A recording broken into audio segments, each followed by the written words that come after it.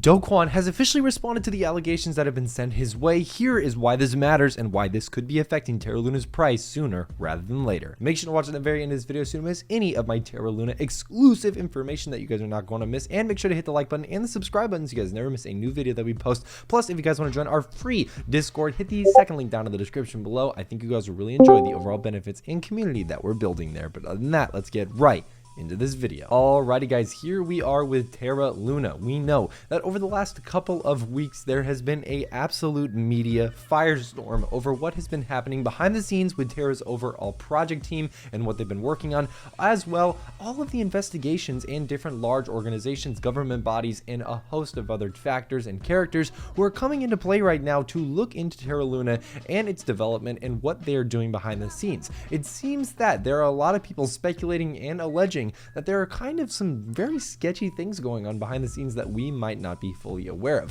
One of the most recent allegations was with Kwon, who is of course one of the founders and creators of Terra Luna and the ecosystem behind it, is allegedly cashing out $2.7 billion in total from Luna and UST. This is a very fresh allegation. People are alleging things like money laundering or the possibility that he was taking that as compensation and a bunch of other things. We're going to read this article and we're going to see his exact response to these allegations that was posted just a couple of hours ago, so please bear with us to the end of this video because you're not going to want to miss how this could potentially affect the price of Terra Luna and the future of where it could be headed. So let's start here.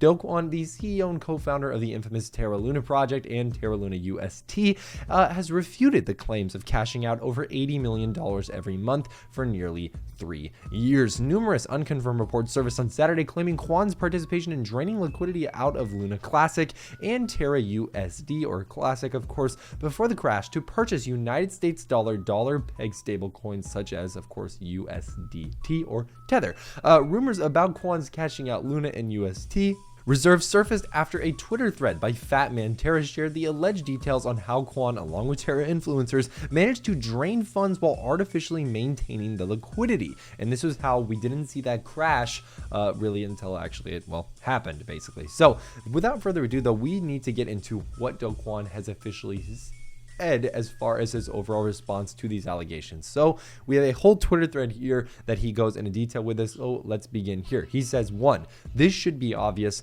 but the claim that I cashed out over $2.7 billion from anything is categorically false. 2 contradictory items or claims rather seem to exist where, number 1, Doe wallets are doxed and he still owns most of his Luna through the airdrop. Number 2, Doe dumped all of his tokens to make billions. A lane should ideally be picked. Number 3, to reiterate, for the last 2 years, the only thing I've earned is a nominal cash salary from TFL and deferred taking most of my founder's tokens because A, I didn't need it, and B, didn't want to cause unnecessary finger pointing of he has too much. Hope that's clear. I didn't say much because I didn't want to seem like playing the victim, but I lost most of what I had in the crash too. I've said this multiple times, but I really don't care about money much. Number 5, of course, please say things that are proven and true. If you're spreading falsehoods, that just adds to the pain of everyone who has lost. Thank you. So this is his pretty much fully vetted response at this point,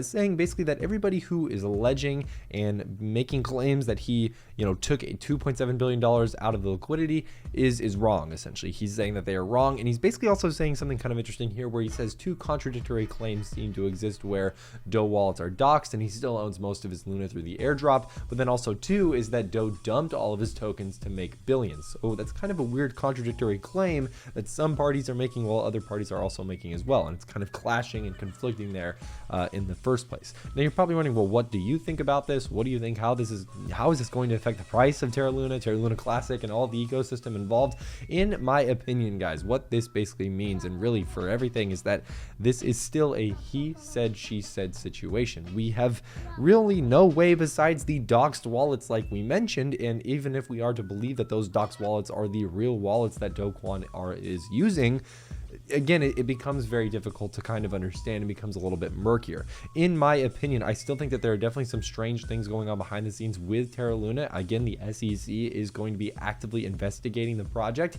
and looking into what they have been doing in the last couple of months and how potentially investors were defrauded of their money by this project. And of course, as well, we have South Korean authorities who are also looking into a majority of the issues that have been doing things behind the scenes with Terra Luna as well. Again, I can't really tell the actual intent behind this overall kind of denial basically of the claims, and it seems that the article is pretty much in the kind of same boat as well. Kwon told the community that spreading falsehoods adds to the pain of all Luna investors, and that was the remark that we read at the end there. Mr. B, who is a developer from Anchor Protocol, which is a Terra-centric sub-ecosystem, allegedly warned Kwon about the unrealistic high interest rates, and Mr. B also said that the platform was designed only to offer an interest rate of really 3.6% for keeping the Terra ecosystem stable, but was changed to 20% just before the release. And again, more and more things like this seem to be coming out, where we have whistleblowers, different members or elements of the actual development team themselves, who are basically coming out and saying, hey, there were things that were going on behind the scenes that weren't really either ethical or weren't things that should have been done in the first place. And of course, that caused a lot of conflict, not only internally, but also, you know, with everybody, with the investors, with the crash that we ended up experiencing. There were things done with this token that, in my opinion, that were not done in the right way, and I think that it really could have made this whole situation a lot better if they just did things the right way. They didn't try to portray themselves or market themselves as something that they necessarily weren't ready for or weren't able to do. The interest rate example that I just read for you is a great example. Fatman has a ton of different posts on this as well. Do I hate Terra Luna? Do I think it's going down in price necessarily? Not exactly. What I do think, however, is that Terra Luna has a huge amount of potential as a project to grow and expand its overall reach and, of course, growth. But that's going to take some time. And after this, in these recent investigations, I think unfortunately the leadership in Terra Luna and the overall ecosystem right now is not very what I'll call stable. In my opinion, of course, that's all alleged. But I think that they can recover from this and do quite well as a project. Let me know in the comments below what you guys think. I always love to know your overall thoughts about this. Do you think that Do Kwon actually had a nefarious hand in any of this? Did he actually steal $2.7 billion from Luna? Did he cash out anything? What do you guys think? I would love to know your opinions, of course. If you agree with me, you disagree with me, you agree with that point, whatever it might be, let me know in the comments below. Make sure to join that free Discord with the second link down in the description below. But other than that, guys, that's all I have for you guys today. I'm Kyle with Finance Bro. Take it easy.